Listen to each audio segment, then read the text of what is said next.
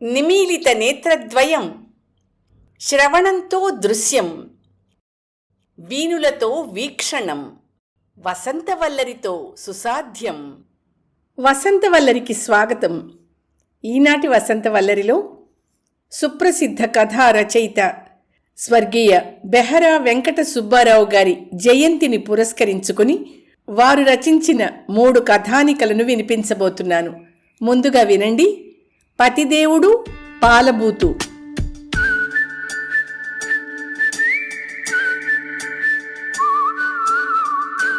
ఈ మధ్య నాకు కష్టం వచ్చింది. ఒకరితో చెప్పుకుంటే తీరేది కాదు. ఎందుకంటే ఎవ్వరూ ఆర్చలేరు, తీర్చలేరు కాబట్టి అనుభవించక తప్పదు.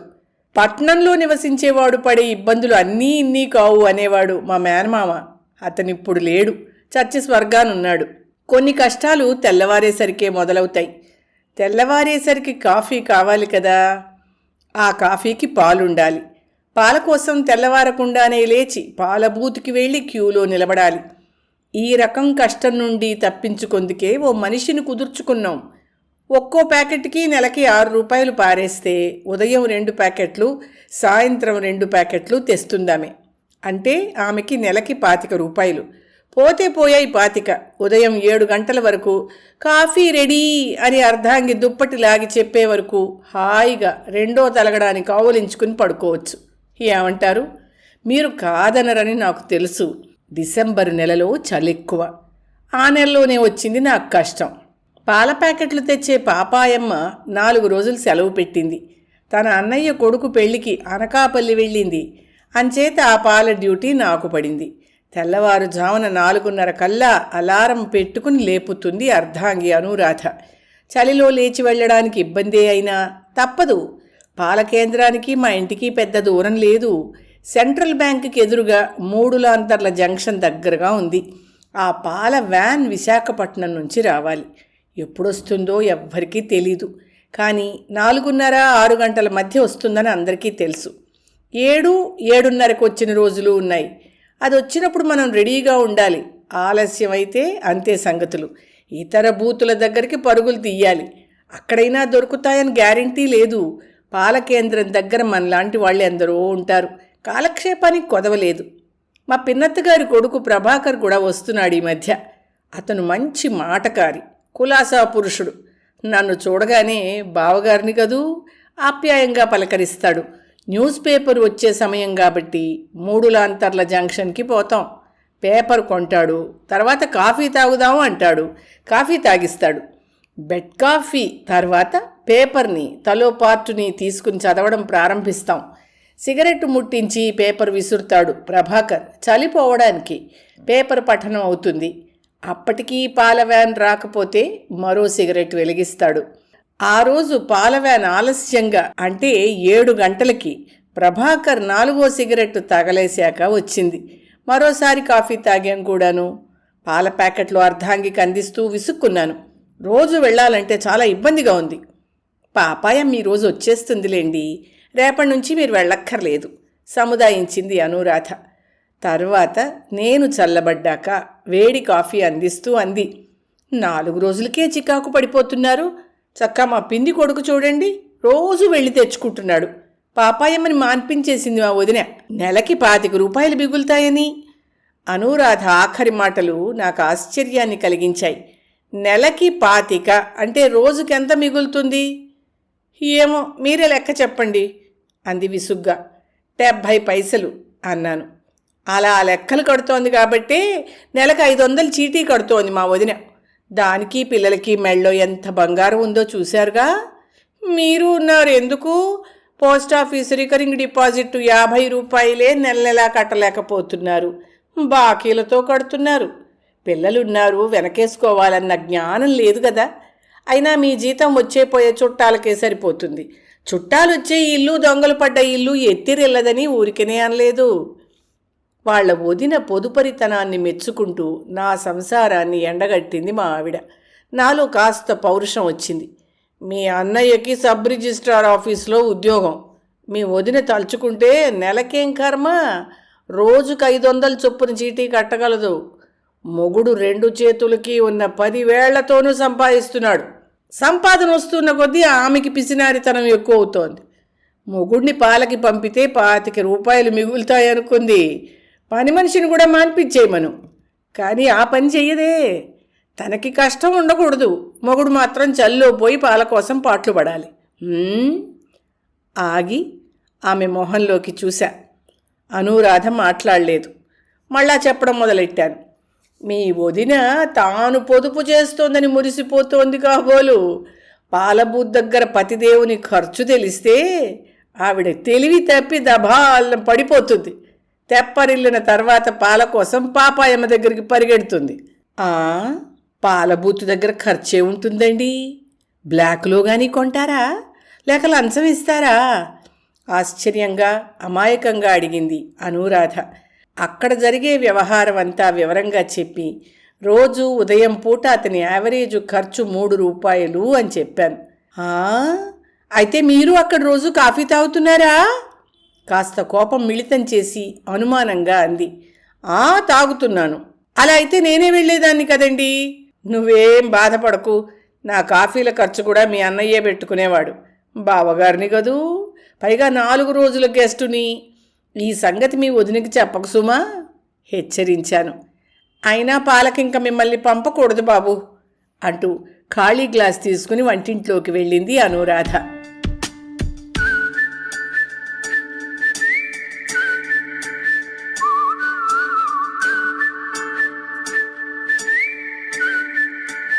వసంతవల్లరిలో సుప్రసిద్ధ కథా రచయిత స్వర్గీయ బెహరా వెంకట సుబ్బారావు గారి జయంతిని పురస్కరించుకుని వారు రచించిన కథానిక పతిదేవుడు పాలబూతు విన్నారు. ఈ కథానిక 1993 అక్టోబర్ 11 నాటి ఆంధ్రజ్యోతి దీపావళి ప్రత్యేక సంచికలో ప్రచురితమైంది. ఇప్పుడు స్వర్గీయ బెహరా వెంకట సుబ్బారావు గారిదే మరొక రచన పాఠం వింటారు.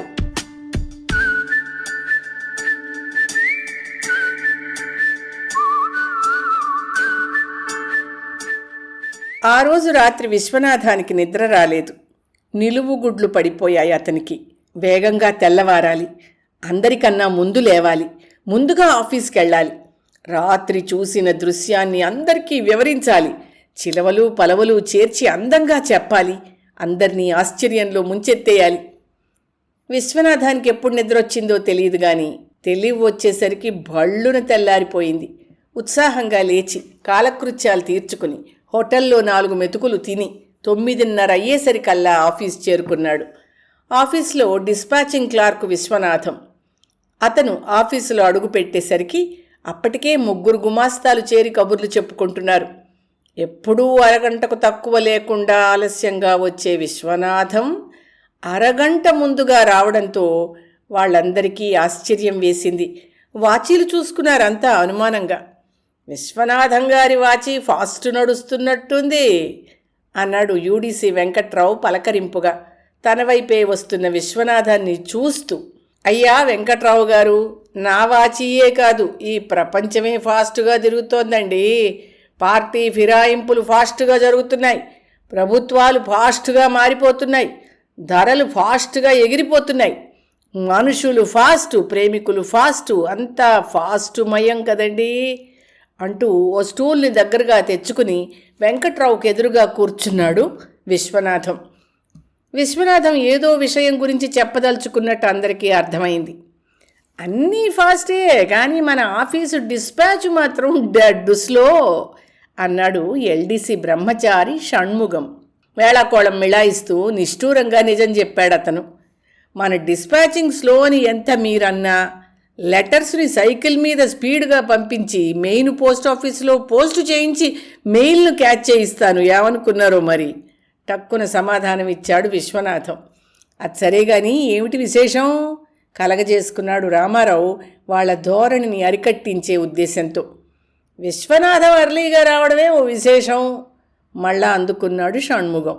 అబ్బా, క్షణకాలం ఊరుకోవయ్యా షణ్ముగం విసుక్కున్నాడు అంతవరకు మౌనంగా ఉన్న మరో బ్రహ్మచారి అవధాని. చెప్పండి, ఏమిటి విశేషాలు విశ్వనాథం గారు కుతూహలంగా అడిగాడు వెంకట్రావు. ప్రశ్న వేయించుకున్న తర్వాతనే జవాబు చెప్పడం విశ్వనాథానికి సరదా. అలవాటు కూడాను. ఆ సంగతి వెంకట్రావుకి తెలుసు. విశ్వనాథం వైపు ముగ్గురు ఆతృతగా చూశారు. కొన్ని క్షణాలు వారిని ఊరించి విశ్వనాథం సన్నని పూసలలో దారం గుచ్చాడు.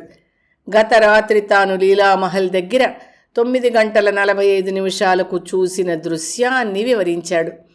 హా అంటూ అందరూ ఆశ్చర్యంతో వెనక్కు జారబడిపోయారు.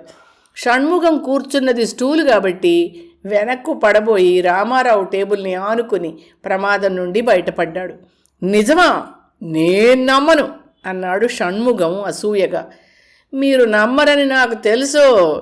కళ్ళతో చూసిన వాడిని నాకే నమ్మకం కుదరలేదు. పట్టి పట్టి చూశాగా కానీ ఇది మాత్రం నిజం. మన ఆఫీసర్ మీద ఒట్టు. మ్యాక్సిమం ఒట్టు వేసేశాడు విశ్వనాథం వాళ్ళని నమ్మించే ప్రయత్నంలో. ఒకరు ఇద్దరు చిన్న పెద్ద అందరు గుమాస్తాలు ఆఫీస్కి చేరుకున్నారు. 10 గంటలు అయ్యేసరికి విశ్వనాథం తెచ్చిన వార్త విన్నారు. కొందరు నమ్మారు, కొందరు నమ్మలేదు. ఆఫీస్ మేనేజర్ కూడా నమ్మలేదు. ఇంతలో ట్రిమ్గా తయారై ఈల వేసుకుంటూ హుషారుగా వచ్చాడు ఎల్డి లక్ష్మణరావు. అంతా పరీక్షగా చూశారు అతని వైపు. కొందరు ఈర్ష్యగా చూశారు. అతని వెనుకనే టైపిస్ట్ శశిరేఖ ఆఫీస్లోకి అడుగుపెట్టింది. అందరికీ ఆమెను కూడా పరీక్షగా చూడాలనిపించింది. కొందరు చూశారు, కొందరు చూడలేకపోయారు. మేనేజర్ టేబుల్ మీదనున్న అటెండెన్స్ రిజిస్టర్లో సంతకం చేసి విలాసంగా నవ్వు మొహంతో తన గదిలోకి పోయింది శశిరేఖ. రిజిస్టర్లో సైన్ చేస్తూ ఉంటే పరీక్షగా చూశాడు మేనేజర్ శశిరేఖని. కొత్తగా కనిపించింది అతనికి. 10:30 ఫైల్స్ విప్పలేదు కొంతమంది. ఫైల్స్ బయటికి తీసిన కొద్దిమంది వాటిలో బుర్ర దూర్చలేదు. జేబుల్లోంచి పెన్నులు బయటికి తీయలేదు. ఇంతలో ఒక కుర్రాడు పరుగున వచ్చి మేనేజర్కి ఒక కాగితం అందించాడు. అర్జెంటుగా పనుండి వాళ్ళూరు కాకినాడ వెళ్తున్నారండి, ఈ లీవ్ లెటర్ మీకు ఇమ్మన్నారు అన్నాడు ఆ కుర్రాడు తన వైపే చూస్తున్న మేనేజర్తో. మేనేజర్ ఆ లీవ్ లెటర్ చదువుతూ ఉంటే అందరూ అతని వైపు చూడసాగారు. అతని మొహంలో రంగులు మారుతున్నాయి. శశిధర్ మీ ఇంట్లో ఉంటున్నాడా? అవునండి అన్నాడు కుర్రాడు పేపర్ వెయిట్ చేతిలోకి తీసుకుంటూ. సరే నువ్వు వెళ్ళు అన్నాడు మేనేజర్. ఆ కుర్రాడు వెనక్కి చూడకుండా తుర్రుమన్నాడు. అందరికీ అర్థమైపోయింది శశిధర్ ఆఫీస్కు సెలవు పెట్టాడు అని. అవును మరి, మొహం ఎలా చూపించగలడు? ఇక నీ ఆఫీసులో జాయిన్ గాడు, ట్రాన్స్ఫర్కి ట్రై చేసుకుంటాడు. ఎంత దగా, ఎంత మోసం! విశ్వనాథం చెప్పింది నిజమే. Lakshmanarao lucky fellow. ఎవరికి తోచినట్టు వాళ్ళు అనుకున్నారు. విశ్వనాథం అందరినీ పరీక్షగా చూశాడు. ఇప్పుడైనా నమ్ముతారా అన్నట్టు. శశిధర్ బ్రహ్మచారి. ఆ మాటకొస్తే ఆ ఆఫీసులో అవధాని, ఆచారి, షణ్ముగం, లక్ష్మణరావు వీరంతా బ్రహ్మచారులే. శశిరేఖ, శశిధర్ ఇద్దరూ ప్రేమించుకున్నారు. ఆ విషయం ఆ ఆఫీసులో అందరికీ తెలుసు, ఆఫీసర్కి కూడా. లక్ష్మణరావు శశిరేఖను స్వంతం చేసుకోవాలని చాలా ప్రయత్నం చేశాడు, ఇంకా చేస్తున్నాడు కూడా. ఆమెను ఆకర్షించాలని అన్ని విధాలా తాపత్రయపడుతున్నాడు. ఆ ముందు రోజు రాత్రి జరగకూడనిది జరిగిపోయింది. కూడనిది చూశాడు విశ్వనాథం. చెప్పకూడనిది చెప్పేశాడు అందరికీ.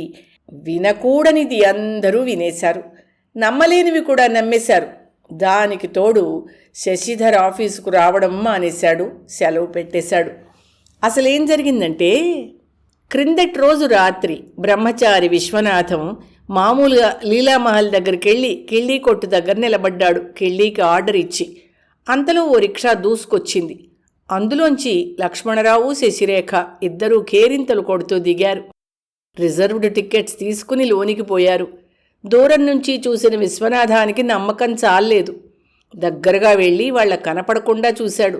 వాళ్లేనని నిర్ధారణ చేసుకున్నాడు. శరీరం పులకరించింది. తేలు కుట్టలేదు గాని కన్ను కుట్టింది, ఒళ్ళు మండింది. బాధగా రూమ్ చేరుకున్నాడు. శివజాగారం చేశాడు. తెల్లారి ఆఫీస్కొచ్చాడు ఎర్రబారిన కళ్ళతో, కొయ్యబారిన మనసుతో. ఆచారి, అవధాని, షణ్ముగం అంతా లక్ష్మణరావు చుట్టూ మూగారు. కంగ్రాచ్యులేషన్స్, పార్టీ కావాలి అన్నారు. లేకపోతే పేర్లు కలిశాయని శశిధర్ గాడికి అంత తలబిరుసా? తనేమో మన్మధుడు అనుకున్నాడు. మన వాడి ముందు వాడు 555 ముందు చార్మినార్ లాగేను. ఒట్టి అమాయకుడురా. అతివల ఆంతర్యం అర్థం చేసుకోలేని ఆ వివేకి తమ అక్కసు వెళ్ళకక్కుకున్నారంతా లక్ష్మణరావు ముందు. వెంటనే పార్టీ ఇచ్చేయడానికి ఒప్పేసుకున్నాడు లక్ష్మణరావు. లంచ్ అవరు లవ్లీగా పోయింది. ఆఫీసర్ ఆ రోజు క్యాంపులో ఉన్నాడు కాబట్టి అడిగేవాడు లేడు. మేనేజర్ను లక్ష్యపెట్టే లక్షణం అసలు ఎవరికీ లేదు.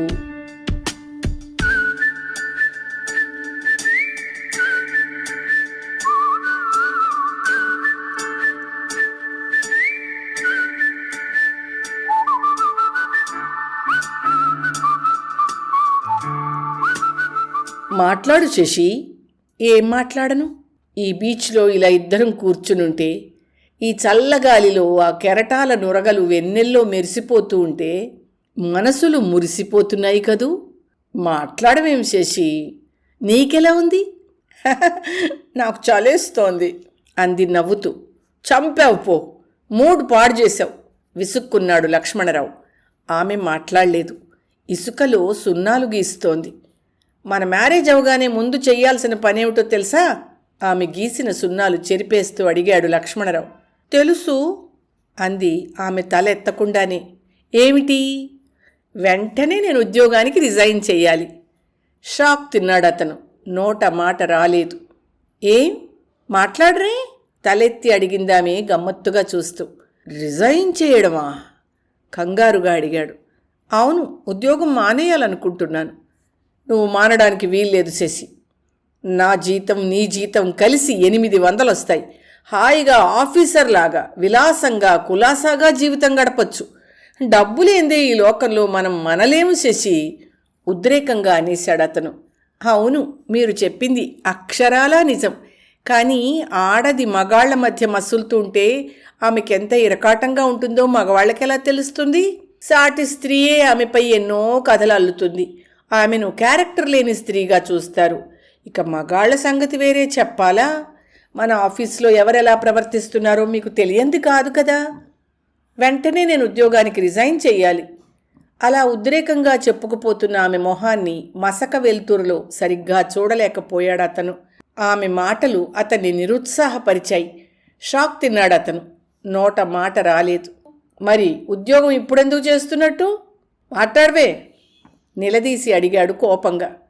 తల్లిదండ్రులకు భారంగా ఉండకుండా ఉండడానికి, నా డబ్బుతో నేను స్వతంత్రంగా ఖర్చు చేసుకోవడానికిను కాదు, వాళ్ళని పోషించడానికి ఉద్రేకంగా అనేశాడు అతను.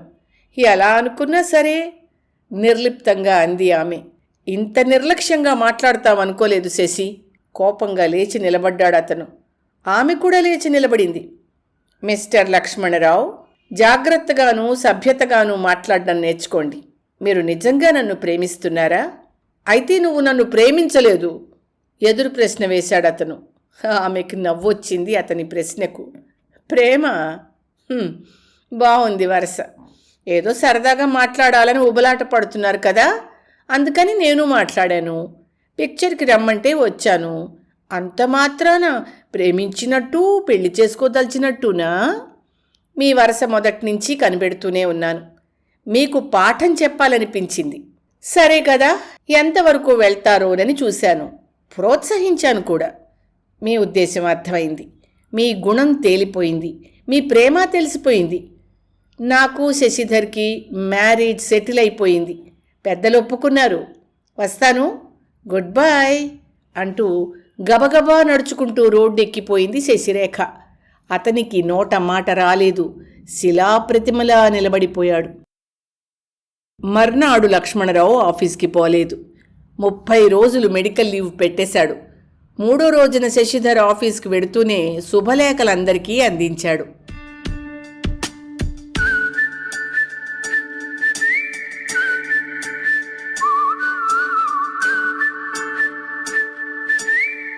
వసంతవల్లరిలో సుప్రసిద్ధ కథా రచయిత స్వర్గీయ బెహరా వెంకట సుబ్బారావు గారి జయంతిని పురస్కరించుకుని నేను వినిపించిన ఆ కథానిక పాఠం.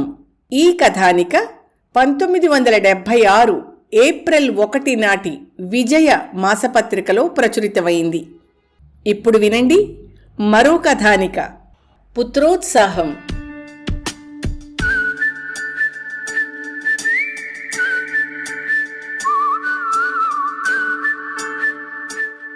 గుడ్ మార్నింగ్ డాడీ అంటూ టీ కప్పుతో తండ్రి గదిలో ప్రవేశించింది శారద.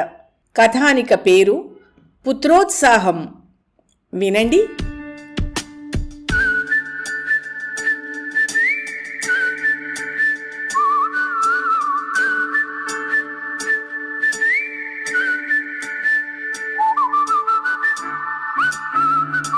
గుడ్ మార్నింగ్ డాడీ అంటూ టీ కప్పుతో తండ్రి గదిలోకి ప్రవేశించింది శారద. తండ్రి నుంచి రెస్పాన్స్ రాలేదు. కూతుర్ను చూసి వెంటనే మొహం పక్కకు తిప్పుకున్నాడు. తండ్రి కోపంగా ఉన్నట్టు గ్రహించింది. టీ తెచ్చా ఫాదర్ అంది టీ కప్పు టేబుల్ మీద పెడుతూ.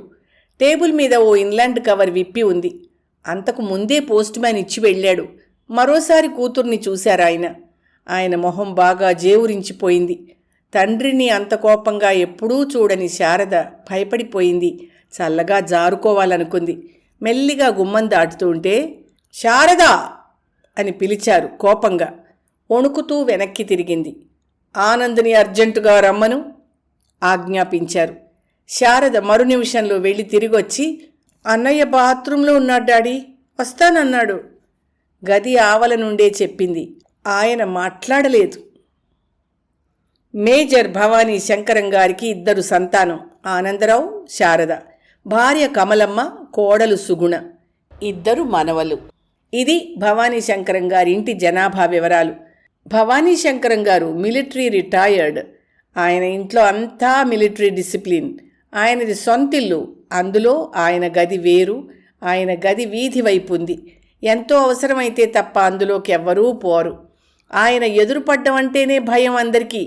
ఉదయం 5:30కి కాఫీ, 6:30కి టీ భార్యే అందించాలి. 9 గంటలకి మరోసారి. ఆ తర్వాత 10:30 అయ్యేసరికి భోజనం. తరచూ ఆయన గదిలోకి పోయేవారు 2 భార్య కమలమ్మ, కూతురు శారదాను. ఆయన పనులన్నీ టైం ప్రకారం జరగాలి. ఆయన కోపం వస్తే మనిషి కాడు అన్న సంగతి అందరికీ తెలుసు ఆ ఇంట్లో. ఆ రోజు ఏదో ప్రళయం రాబోతోందని ఊహించి అందరూ గడగళ్లాడిపోయారు. ఆనంద్ భయంగా తండ్రి గుమ్మంలో నిలబడ్డాడు. వెనకచాటుగా సుగుణమ్మ, కమలమ్మ, శారదలు నిలబడ్డారు, ఎదురుపడే ధైర్యం లేక. పైగా ఆయన ఎవరిని పిలిస్తే వారే వెళ్ళాలి. గుడ్ మార్నింగ్ డాడీ అంటూ ఓ కాలు లోపలికి వేశాడు తడబడుతూ. భవానీ శంకరం గారు ఆనంద్ని చూసి ఉద్రేకంలో ఊగిపోయారు. నోటిలోని చుట్టను కిటికీ అవతలికి గిరవాటు వేశారు. టేబుల్ మీద ఇన్లాండ్ కవర్ తీసి అతని మీదకి విసిరారు. Go through the letter. కోపంలో ఆయనకి మాటలు స్పష్టంగా రాలేదు. కింద పడిన కవర్ని చేతిలోకి తీసుకుని ముందు వెనక చూశాడు ఉత్తరం చదవకుండా. రంగారావుకి లెటర్ రాశావా గర్జించారు భవానీ శంకరం గారు. గది ఆవలనున్న 3 గడగళ్లాడిపోయారు. అవునన్నట్టు తలూపాడు Anand. Did you take my permission? గది ధ్వనించింది. నో సార్ తగ్గు స్వరంలో వినయంగా చెప్పాడు. తండ్రి హఠాత్తుగా కుర్చీలోంచి లేచి దగ్గరగా రాబోతుంటే భయంగా వణికిపోయాడు ఆనంద్. చర్రున అతని చేతిలోని కవరు లాక్కున్నారు. కమలా కేకేశారు భార్యని. చాటుగా ఉండి గమనిస్తున్న ఆమె శరీరం వణకసాగింది. చేతులు పట్టు తప్పాయి. చేతిలో ఉన్న ప్లేటు కింద పడింది. అడుగులో అడుగు వేసుకుంటూ గుమ్మం ముందు నిలబడింది. అక్కడే నించున్నావే, లోపలికి రా. కంగారులో గుమ్మానికి తన్నుకుని లోపలికి వెళ్ళి ఆనంద్ పక్కనే నిలబడింది దోషిలా. నీ కొడుకు ప్రయోజకత్వం చూశావా? రంగారావుకి ఉత్తరం రాశాట. వాళ్ళ సంబంధం చేసుకోవడం ఇష్టం లేదని. చదువుకో ఇది. ఆ ఉత్తరాన్ని భార్య మీదకి విసిరారు. కింద పడిన ఉత్తరాన్ని చేతిలోకి తీసుకుని, ఏమిరా నీవేనా రాసింది? నమ్మలేనట్టుగా అడిగింది కొడుకుని. అవునమ్మా అంటూ తల వంచుకున్న కొడుకుని చూసి, ఎంత పనిచేశావురా, ఒక్క ముక్కైనా నాతో చెప్పావు కాదు. తనయుని చేతలు ఆమెకు ఆగ్రహాన్ని తెప్పించాయి. స్వతంత్రుడనైపోయాననుకున్నాడు బ్రూట్. రంగారావుతో వియ్యమంటే మురిసిపోయా. వాడికి నేనంటే ప్రాణం. నేనేమన్నా ఎలా చేసినా కాదనడు. అలాంటి వాడు చూడు ఎంత నిష్ఠూరంగా రాశాడో. నేనే ఆ ఉత్తరం అలా రాయించానని అనుకున్నాడు. రేపు వాడికి నా మొహం ఎలా చూపిస్తాను? కణతలు పట్టుకుని కుర్చీలో కూలబడిపోయారు భవానీ శంకరం గారు. ఎందుకురా అలా చేశావు? నిలదీసింది తల్లి. నాకు ఆ సంబంధం ఇష్టం లేదమ్మా. తల్లి మొహం చూడలేక నేలచూపులు చూశాడు. ఇష్టం లేదంతే. దయచేసి కారణాలు అడగొద్దు. అతని జవాబుకి తండ్రి మరింత కుపితుడయ్యారు. వేరే కారణం ఏముంది? 15,000 కట్నం ఇష్టం లేదు. వాడి స్వార్జితం ధారపోస్తున్నట్టుగా ఫీల్ అవుతున్నాడు. తండ్రి వేసిన ఆ అపనింద భరించలేక తలెత్తి, నాన్నగారు అన్నాడు బాధగా. కాకపోతే ఏమిటి? వాళ్ళ సంబంధం మంచిది కాదని ఏదో కుంటి సాకు చెప్తావు. వాళ్ళని చిన్నప్పటి నుంచి ఎరుగుదును. కుర్రాడు రేపో ఎల్లుండో క్లాస్ 2 ఆఫీసర్ కాబోతున్నాడు. శారద అదృష్టవంతురాలు అనుకున్నాను. సంబంధాలు చూడలేవు గాని చూసిన దాన్ని చెడగొట్టావు. Rascal, get out! ఆయన కంటి నరాలు ఉబ్బిపోయాయి. ఉద్రేకంతో ఊగిపోయారు. నన్ను అపార్థం చేసుకుంటున్నారు డాడీ. ఏదో చెప్పబోయాడు Anand. No, don't talk, indisciplined fellow! మరోసారి గర్జించారు. ఆయన కళ్ళల్లో నుంచి నిప్పులు రాలే. ఏమీ చెప్పలేక కమలమ్మ వాక్కైపోయింది. బాగా ఆలోచించి అలా రాశాడాడీ. నూతిలో నుంచి వచ్చినట్లు వచ్చాయి ఆనంద్ మాటలు. యో stupid! Don't talk, don't show your face, get out! దగ్గరలోనే ఉన్న వాకింగ్ స్టిక్ను చేతిలోకి తీసుకుని తుపాకీలా గురి చేశారు. అది గన్ కాదని తెలుసుకుని వెంటనే కింద పారేశాడు. మరొకడైతే షూట్ చేసి పారేసేవాణ్ణి.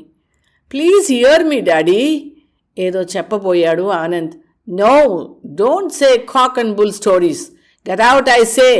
దృఢంగా అనేసి మొహం మరోవైపుకు తిప్పేసుకున్నారు. ఏమీ చెప్పుకోలేకపోయాడు ఆనంద్. అతని వెనకనే కమలమ్మగారు జారుకున్నారు. ఆ రోజు బాగా రాత్రయ్యాక ఇల్లు చేరాడు ఆనంద్ భయంగా. తండ్రి గదిలోకి చూశాడు. ఆయన పేపర్ చూసుకుంటూ ఉండడం గమనించి నక్కి మెల్లిగా ఇంట్లోకి జారుకున్నాడు. పిల్లలిద్దరూ చదువుకుంటున్నారు. పెద్దవాడు పద్యాలు వల్లవేస్తున్నాడు. పుత్రోత్సాహము తండ్రికి పుత్రుడు జన్మించినప్పుడే పుట్టదు జనులా. తండ్రిని చూసి సగంలోనే ఆగిపోయాడు. చటాలున లేచి, అమ్మా, నాన్నగారు వచ్చారు అంటూ కేకవేశాడు. రాత్రి భోజనం చేస్తూ తల్లితో చెప్పాడు. డాబా గార్డెన్స్లో ఇల్లు చూశాను. రేపు ఉదయమే వేరే కాపురం పెట్టదలుచుకున్నాను అని. పక్కనే ఉన్న శారద, సుగుణ ఆశ్చర్యపోయారు అతని నిర్ణయానికి. అదేమిట్రా, తండ్రి కోపగించినంత మాత్రాన వదిలి వెళ్ళిపోతావుట్రా మందలించింది తల్లి. అది కాదమ్మా, నాన్నగారి పట్టుదల నీకు తెలియనిది కాదు. ఇంట్లో ఉన్నాక కనబడకపోరు. నన్ను చూసినప్పుడల్లా శారద పెళ్ళి నే చెడగొట్టానని తిడతారు. ఆయనకే కాదు, నీకు శారదకు అలానే ఉంటుంది. పైకి అనకపోతే సరా, నన్ను శత్రువును చూసినట్టుగా చూస్తారు. అలాంటి వాతావరణంలో మసిలే కన్నా బయట ఉంటేనే మీకు మాకు కూడా మంచిదని ఈ నిర్ణయానికి వచ్చాను. అన్నయ్య, బావురు మంది శారద. బహుశా ఇదే ఆఖరి భోజనం ఈ ఇంట్లో అన్నాడు. ఏంటండి ఆ మాటలు? కన్నీరు తుడుచుకుంటూ మందలించింది భార్య సుగుణ. నీకేమైనా పిచ్చి పట్టిందేమిట్రా? పెరుగు వడ్డిస్తూ అడిగింది తల్లి. ఆ కారణం ఏమిటో పోనీ మీ అమ్మగారితోనైనా చెప్పకూడదు, విని సంతోషిస్తారు అంది భార్య నిష్ఠూరంగా. భార్య, తల్లి, శారద ఆశగా చూశారు అతని వైపు, చెప్తాడేమోనని. అతను మంచినీళ్లు తాగుతూ ఆలోచించి అన్నాడు. ఇప్పుడు నేనేం చెప్పినా నమ్మరు సుగుణ. అన్నీ కట్టుకథలే అంటారు. ఇప్పుడు నన్ను ఇంట్లోంచి పొమ్మన్నా నాకు బాధగా లేదు. సంబంధం తప్పిపోయినందుకే సంతోషంగా ఉంది. ఆశ్చర్యపోయారు అంతా అతని జవాబుకి. తొందరపడకుండా నిదానంగా ఆలోచించు. నా మాట విను బాబూ, ప్రాధేయపడింది తల్లి. నే వెళ్తే మాత్రం నీకేం లోటమ్మా?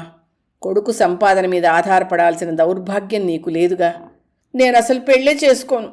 నా పెళ్లి గురించి నువ్వు ఇంట్లోంచి పోవద్దన్నయ్యా, కన్నీరు తుడుచుకుంటూ వేడుకొంది చెల్లెలు శారద. నువ్వు వెళ్ళడానికి వీల్లేదురా, దృఢంగా శాసించింది తల్లి. మేం బతకలేమని భయమా? లేచి నిలబడి అడిగాడు. అయ్యో, అది కాదురా, మీరు లేకపోతే మేం బతకలేవురా, నా మాట వినరా. తాను లేచి నిలబడి కొడుకు చేతులు పట్టుకుంది తల్లి. తొందరపడకండి, బతిమాలింది సుగుణ. అన్నయ్యా, ఏడ్చింది శారద. మీరెన్ని చెప్పినా నా నిర్ణయం మారదు, అంతే అంటూ విసురుగా తన గదిలోకి పోయాడు ఆనంద్. ఆ రాత్రి సుగుణ, శారద, కమలమ్మ భోజనాలు చేయలేదు. మర్నాడు ఉదయమే 2 రిక్షాలు తీసుకొచ్చాడు. సుగుణ, రిక్షాలొచ్చాయి, మన పెట్టెలు, మాన్యువల్స్, పిల్లల పుస్తకాలు అన్నీ రిక్షాలో పడే. కొడుకు వేరే వెళ్ళిపోతున్నట్టు గమనించారు భవానీ శంకరం గారు. కానీ తన గదిలోంచి బయటికి రాలేదు. Good morning daddy, I shall take leave of you. కళ్ళు తుడుచుకుంటూ తండ్రి గుమ్మం ముందు నిలబడ్డాడు ఆనంద్. తండ్రి మాట్లాడలేదు. ఆయన కోపం చల్లారలేదు. మళ్ళీ ఆనందే అన్నాడు, వెళ్లే ముందు చెప్పే 2 మాటలు దయచేసి వినండి డాడీ. ఆ తర్వాత నేను చేసింది తప్పేనని మీరు భావిస్తే ఏ శిక్ష విధించినా అనుభవిస్తాను. భవానీ శంకరం గారు అటువైపు తిరగలేదు, తల తిప్పలేదు. కోపావేశంలో వెళ్లమన్నట్టు చెయ్యూపాడు. వెనుతిరిగాడు ఆనంద్. అప్పటికే గుమ్మానికి ఎదురుగా నిలబడి ఉన్న శారద, సుగుణ, కమలమ్మ నిర్జీవ ప్రతిమలైపోయారు. తల్లి తన చెయ్యి పట్టుకుని ఆనందూ అని అనడంతో ఆగిపోయాడు. మళ్ళా వెనక్కి తిరిగాడు. భవానీ శంకరం గారు దృఢంగా, నిశ్చలంగా ఉన్నారు కుర్చీలో. తల్లి భోరున ఏడ్చింది. మమ్మల్ని వదిలి వెళ్ళొద్దురా. ఏమండి, మీరు ఒక్క మాట అనండి. ఏమండి, ఒక్క మాట అనండి ఉండిపోమ్మని. భర్తను సమీపించి విలపించింది ఆ తల్లి. ఆయన మాట్లాడలేదు. తాతయ్య, మమ్మల్ని పొమ్మంటావా అంటూ రెండో మనవడు తాతగారి కాళ్ళు చుట్టాడు. అప్పటికీ ఆయన చెలించకపోవడంతో ఆవేశం పొందింది కమలమ్మ. మిలిటరీలో ఎన్నో నిండు ప్రాణాలను నిలువుగా తీసిన మీ తాతయ్య గారికి హృదయం ఎక్కడుందిరా? తట్టాలున తల ఎత్తి కోపంగా భార్య వైపు చూశాడు. పక్కనే ఉన్న ఆనంద్ కూడా కనబడ్డంతో దృష్టి మరలించుకున్నాడు. వెంటనే ఆయన నోటి నుండి ఏ మాట వస్తుందో అని ఆతృతగా చూశారంతా. అందరూ ఆశించినట్టుగా ఆయనేమీ మాట్లాడలేదు. ఎప్పుడో తెచ్చిపెట్టి చల్లారిపోయిన టీ టేబుల్ మీదుంది. కప్పులో నుంచి సగం సాసర్లోకి వంచి హ్యావ్ ఇట్ అండ్ గో అన్నాడు ఆనంద్ వైపు చూసి. ఆయన కంఠం రుద్ధమైంది. ఆయన మాటలకు చేతలకు అంతా దిగ్భ్రాంతులయ్యారు.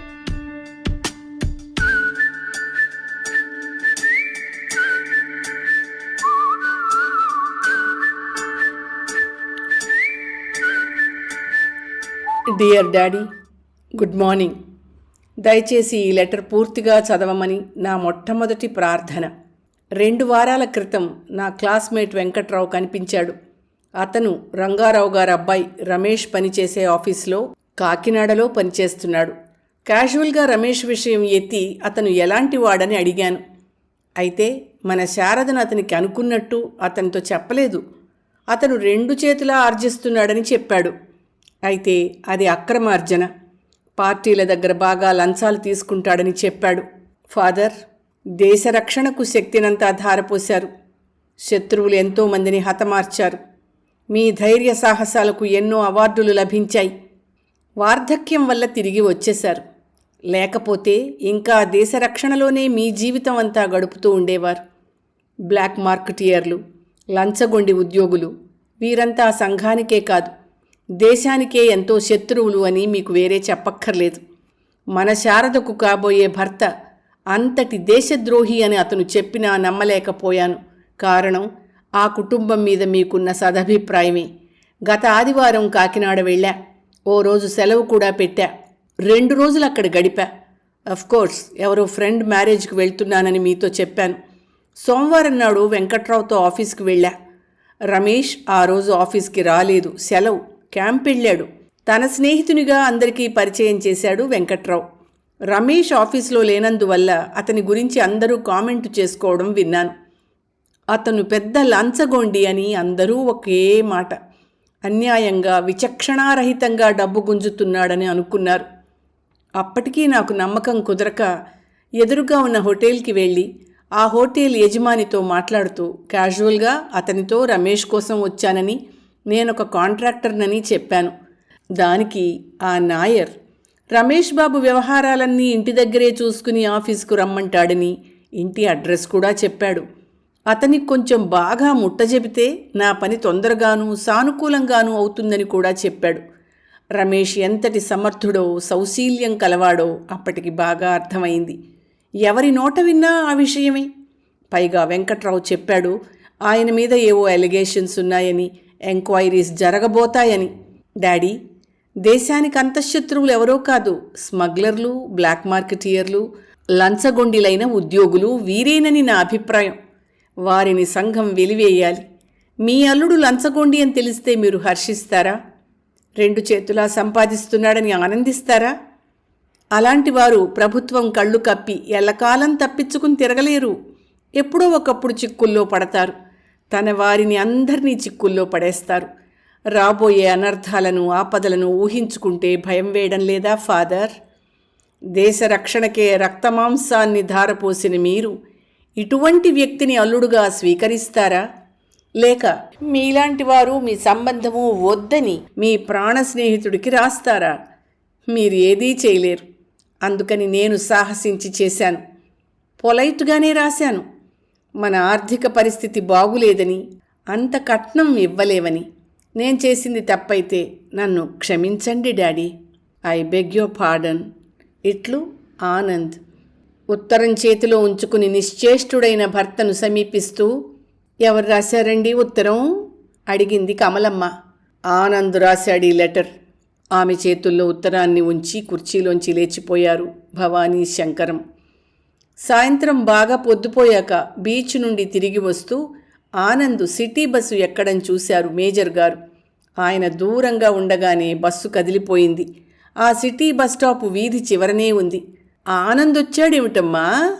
లైట్ స్విచ్ వేస్తున్న శారదని అడిగారు. ఆత్రంగా లోనికి ప్రవేశించారు. అన్నయ్య విషయం వచ్చేసరికి ప్రాణం లేచొచ్చింది శారదకి. తెలీదు డాడీ. ఒకవేళ నేను కాలేజీ నుంచి రాకమునుపు వచ్చాడేమో, మమ్మీని అడుగుతాను అంది ముందుగా తండ్రి గదిలోకి వెళ్ళి లైట్ వేస్తూ. మన స్టాప్లోనే 13 నంబర్ బస్ ఎక్కి వెళ్ళాడు ఇప్పుడే. ఒకవేళ వచ్చాడేమోనని అడిగాను అంతే అన్నారు కుర్చీలో కూర్చుంటూ.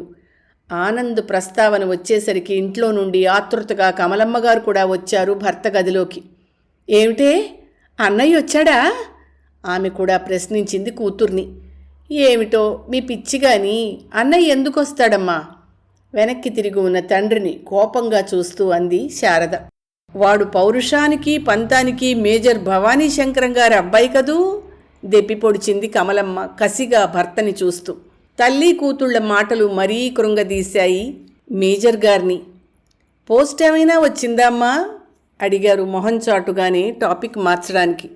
ఏదో జర్నల్ ఒకటి వచ్చింది టేబుల్ మీద పెడుతూ అంది శారద. టీ పట్టుకెళ్ళి డాడీకి ఇవ్వమ్మా అంటూ కళ్ళొత్తుకుంటూ లోనికి పోయింది కమలమ్మ. తల్లిని అనుసరించింది కూతురు.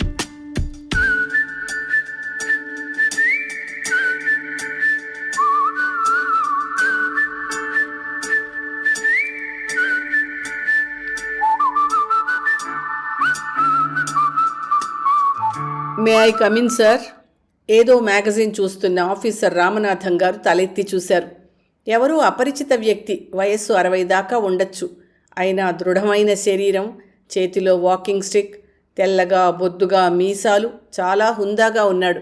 ఎస్ కమిన్ ప్లీజ్ అన్నారు ఆలోచనగా ఆయన వైపు చూస్తూ. మ్యాగజైన్ కింద పడేశారు. సభ్యత కోసం లేచి నిలబడ్డారు. Major Bhavani Shankaram, of course retired అంటూ గదిలోకి ప్రవేశించారు. Oh very glad to see you sir అంటూ కరచాలనం చేశారు రామనాథం గారు. ప్లీజ్ బీ సీటెడ్ అంటూ ఓ కుర్చీ చూపించారు. తాను మరో కుర్చీలో కూర్చున్నారు. Excuse me for the disturbance అంటూ కూర్చున్నారు major. No not at all, I have the pleasure. కొన్ని క్షణాలు మౌనంగా గడిచాయి. కాఫీయా టీయా అని అడిగారు. మేజర్ గారు చిరునవ్వు నవ్వారు సమాధానంగా. ఓహ్ అని. లక్ష్మి 2 టీ పంపించు కేక వేశారు డోర్ కట్టెనున్న గుమ్మం వైపు చూస్తూ. ఈరోజు ఆదివారంగా మ్యాగజైన్ వస్తే చూస్తున్నాను అన్నారు మేజర్ గారిని పరిశీలనగా చూస్తూ. మేజర్ గారు సర్దుకుని కూర్చుంటూ, I'm father of Anandarao working in your office అన్నారు. What is Anand your son? ఆశ్చర్యపోయారు రామనాథం గారు. I'm very proud of your son. He's most disciplined and good principled man. ఆ కాంప్లిమెంట్స్కి మురిసిపోయాడు మేజర్ గారు. ఆయన కళ్ళల్లో ఆనందం తొణికిసలాడింది. పెదవులు వణికాయి. బొద్దుగా తెల్లగా ఉన్న మీసాలు కదలాడుతూ ఆయన అందాన్ని ఆనందాన్ని ద్విగుణీకృతం చేశాయి. ఇంతలో టీ తెచ్చింది వాళ్ళ అమ్మాయి Saroja. I have a son and a daughter అన్నారు సరోజని చూస్తూ రామనాథం గారు. మేజర్ చూశారు ఆ అమ్మాయిని. అందమైన కళ్ళు, బంగారు వన్నె, చలాకీ అయిన పిల్ల. బిఏ చదువుతోంది. వాళ్ళ అన్నయ్య సిపిడబ్ల్యూడిలో ఏఈగా ఇక్కడే ఉంటున్నాడు గర్వంగా అన్నారు రామనాథం గారు. Oh, you are very lucky. ఏం ప్లాన్డ్ ఫ్యామిలీ అనా? Of course your children are intelligent too. కృతజ్ఞతగా చిరునవ్వు నవ్వారు టీ అందిస్తూ రామనాథం గారు. టీ కప్ అందుకుంటూ, మీరు నాకొక సహాయం చెయ్యాలి అన్నారు. Definitely. My son is not residing with me అన్నారు డెస్పరేట్గా. ఆయన కళ్ళల్లో అకస్మాత్తుగా ఆవేదన గోచరించింది. ఆయనలో దైన్యం, అభిమానం, ఆప్యాయత, మమకారం పెల్లుబికాయి. Is it? నమ్మలేక ఆశ్చర్యంగా చూశారు మేజర్ గారిని. జరిగిందంతా చెప్పారు మేజర్ గారు. అంటే మీరు చెప్పేది డాక్టర్ రంగారావు గారేనా? అంతా విన్న తర్వాత అడిగాడు. Exactly. Then you are lucky. What? ఆశ్చర్యంగా చూశారు మేజర్ గారు. చెప్పడం మొదలెట్టాడు రామనాథం గారు. లాస్ట్ వీక్ నేను పర్సనల్ పని మీద కాకినాడ వెళ్ళాను. వాడు నాకు మంచి ఫ్రెండు. అతన్ని కలిశా. వాళ్ళ అబ్బాయి రమేష్ని యాంటీ కరప్షన్ వాళ్ళు పట్టుకున్నారు. He's under suspension. కానీ గమ్మత్ ఏమిటంటే mister Rangarao did not feel sorry. అతని విషయం కూడా మీకు బాగానే తెలుసుంటుంది. ఆ విషయంలో అతను జోక్యం చేసుకోదలుచుకోలేదుట. పైగా హీ డిజర్వ్స్ ది పనిష్మెంట్ అన్నారు అని ఆగారు రామనాథం గారు. మేజర్ గారు నిర్లిప్తంగా ఉండిపోవడంతో మళ్ళా చెప్పనారంభించారు. Your son acted wisely. He's not to be blamed at all. అయితే నేనే చాలా తొందరపడ్డాను అన్నాడు బాధగా. మీరేమీ బాధపడకండి, మీ అబ్బాయితోనే మాట్లాడతా. అతను నా మాట కాదంటాడని నేను అనుకోను. Is a wise man. కృతజ్ఞతగా చూశాడు మేజర్ గారు. అయితే మీకు ఈ విషయం కూడా తెలియదనుకుంటా. వెంటనే ఆశ్చర్యంగా కుతూహలంగా చూశాడు మేజర్ గారు. చెప్పండి అన్నట్టు. Mister Anandarao is going to be promoted as class 2 officer. అప్పుడే 3 నెలల నుంచి ఇక్కడే అఫీషియేట్ చేస్తున్నాడు. ఈ 3 నెలల్లో ఎన్నో ప్రశంసలు అందుకున్నాడు. మా ఆఫీసు బాణియే మారిపోయింది. అంతా డిసిప్లిన్డ్గా ఉంటుంది. పెండెన్సీ అసలు మచ్చుకైనా కనబడదు. అతని గురించి అలా చెప్పడానికి, ఆఫీసర్గా నేను వినడానికి తండ్రిగా మీరు ఎంతో గర్వపడాలి. అవ్యక్తమైన అనుభూతితో పుత్రోత్సాహం పొందారు మేజర్ భవానీ శంకరం. ఆయన కళ్ళు చెమర్చాయి.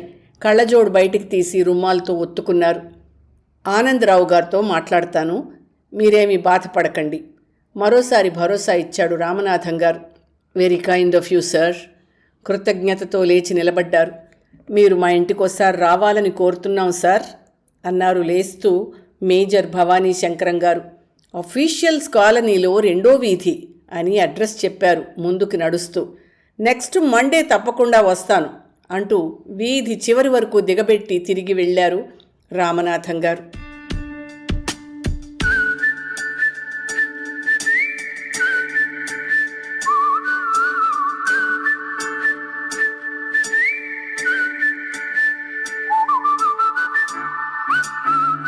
డాడీ, ఎవరో వస్తున్నారు, మీకోసమే కాబోలు. టీ కప్ అందిస్తూ అంది శారద. కిటికీలోంచి బయటికి చూశారు మేజర్ గారు. రామనాథం గారు మరొక యువకుడు రావడం గమనించారు. మరో 2 కప్పులు తీసుకురామ్మా టీ. కూతురికి పురమాయించి ఎదురుగా వెళ్ళి వారిని ఆహ్వానించారు తన గదిలోకి. He's my son Raghunath BE. కొడుకును చూపుతూ పరిచయం చేశారు మేజర్ గారు వేసిన కుర్చీలో కూర్చుంటూ. ఆప్యాయంగా చూశారు మేజర్ గారు అతన్ని. వినయంగా నమస్కరించి కుర్చీలో కూర్చున్నాడు రఘునాథ్. ఇంతలో శారద 2 కప్పులు టీ పట్టుకొచ్చి టేబుల్ మీద ఉంచి దూరంగా నిలబడింది. She's my daughter, she's in BSc final year అంటూ తన కుమార్తెను చూపారు. వారికి నమస్కారం చేసి తలదించుకుంది వెంటనే శారద. వీరు రామనాథం గారి అబ్బాయమ్మ, ఇంజనీరు, పేరు రఘునాథ్. మరోసారి తల ఎత్తి చూడబోయింది. అతను కూడా ఆమె వైపే చూస్తూ ఉండడంతో సిగ్గుపడి వెంటనే కళ్ళు దించేసుకుంది శారద. కూర్చోమ్మా, నిలబడే ఉన్నావు అన్నారు రామనాథం గారు. కానీ ఆమె కూర్చోవడానికి సాహసించలేదు. ఏం చదువుతున్నావమ్మా మరలా అడిగారు. బీఎస్సీ అంది మొహం ఎత్తి. డాడీ చెప్పినా మళ్ళా ఎందుకు అడిగారు అనుకుంది. పక్కనే ఉన్న వాళ్ళ అబ్బాయి తన వైపే చూడ్డంతో చూపులు మరల్చుకుంది. ఏ కాలేజీ? AVN college. అంతలో తల్లి కేక లోపల నుంచి. వెళ్ళమ్మా, అమ్మగారు పిలుస్తున్నారు అన్నారు ఆమె ఎరకాట పరిస్థితిని గమనించిన రామనాథం గారు. మీ డిసిప్లిన్ మీ పిల్లలకు అబ్బింది. వెళ్ళిపోతున్న శారదని చూస్తూ అన్నారు రామనాథం గారు. చిరునవ్వు నవ్వారు మేజర్ గారు. కానీ వెంటనే మళ్ళీ గంభీరంగా మారిపోయారు. నా డిసిప్లిన్, నా ప్రిన్సిపల్స్ నా కొడుకుని దూరం చేశాయి అన్నారు ఆవేదనగా. నో నో నో, మీ అబ్బాయి తప్పకుండా తిరిగి వస్తాడు ఓదార్చారు రామనాథం గారు. ఆయన మూడ్ మార్చడానికి లోకాభిరామాయణంలోకి దిగారు.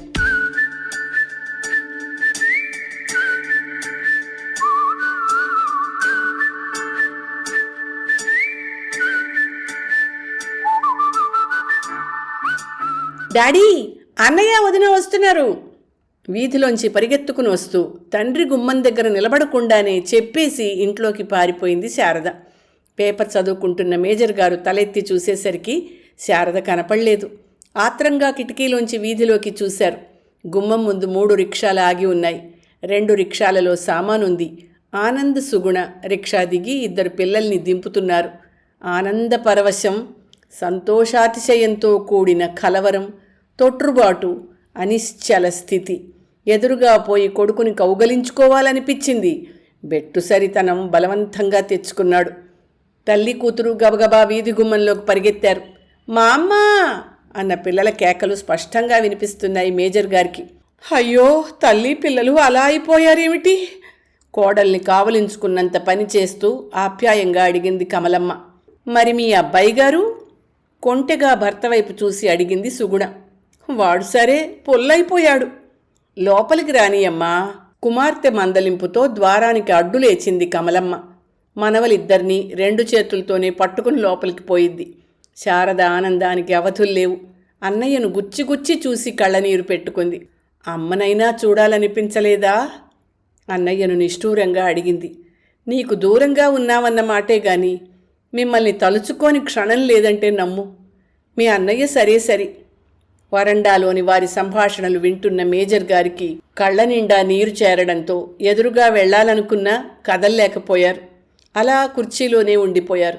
చిన్న మనవడు పరిగెత్తుకొచ్చి తాతయ్య అంటూ కాళ్ళు చుట్టేశాడు. వాణ్ణి ఒళ్ళోకి తీసుకుని తొడ మీద కూర్చోపెట్టుకున్నారు. ఆ తర్వాత కౌగలించుకున్నారు. పుత్రశోత్ర పరిష్వంగన సుఖం పొందిన అనుభూతి కలిగింది ఆయనకి. Good morning daddy.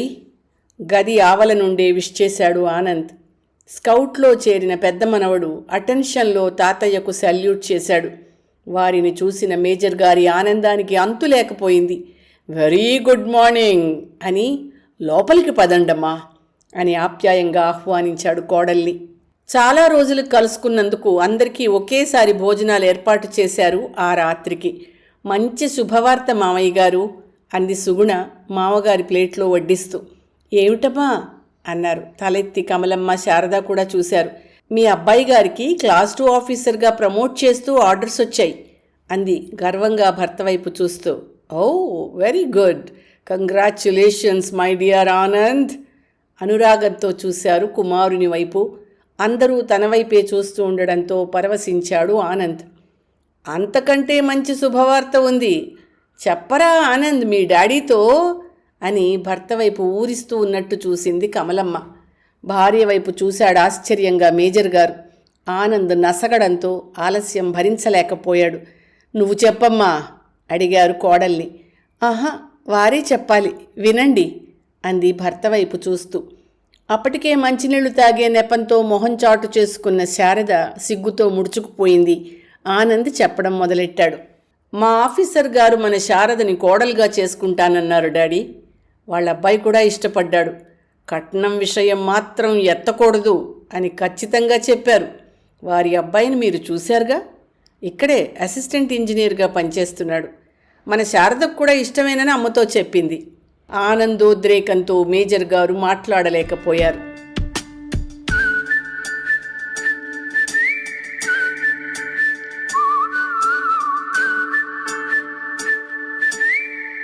వసంత వల్లరిలో మీరు విన్న కథ పుత్రోత్సాహం.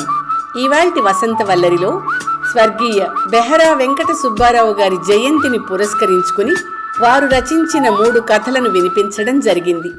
వసంత వల్లరిలో ఇవాల్టి కార్యక్రమం మీకు నచ్చిందని ఆశిస్తున్నాను. అందుకే లైక్ చేసి మీ మిత్రులకు బంధువులకు లింక్ను షేర్ చేసి మీ అమూల్యమైన అభిప్రాయాన్ని నాకు కామెంట్ బాక్స్లో తెలియచేయమని, వసంతవల్లరికి సబ్స్క్రైబ్ చేయమని విన్నవించుకుంటూ మీ వసంతలక్ష్మి అయ్యగారికి సెలవు మరి. Thank you. వసంతవల్లరి మిత్రులు, శ్రేయోభిలాషులు, వీక్షకులు, శ్రోతలు అందరికీ ఒక విజ్ఞప్తి. గతంలో లాగానే ఎప్పటికప్పుడు నా కథలను విని స్పందన తెలియచేయమని కోరుతూ, నేను చదివిన కథ మీకు బాగా నచ్చినట్టయితే తప్పకుండా హైప్ ఆప్షన్ నొక్కి నన్ను ప్రోత్సహిస్తారు కదూ.